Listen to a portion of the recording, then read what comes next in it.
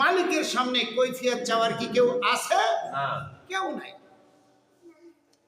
এর অর্থ এই না যে আল্লাহ আমারে মাফ করে দেবে, আল্লাহর রহমের আশায় আল্লাহর দেওয়া আইন ও বিধান আমি মেনে চলব, আমার সাধ্য মতো আমি মেনে চলবো, কিন্তু আমি কি নাজাত পাবো কি না পাবো এটা আমার উপর নির্ভর করে না, এটা আল্লাহর রহমতের উপর নির্ভর করে। কিসের উপরে?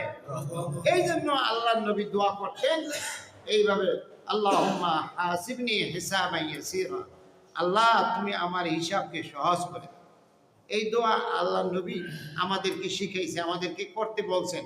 আমরা সবাই আল্লাহুম্মা হাসিবনি হিসাবান ইয়াসীরা, হে আল্লাহ আপনি আমাদের হিসাব সহজ করে দেন।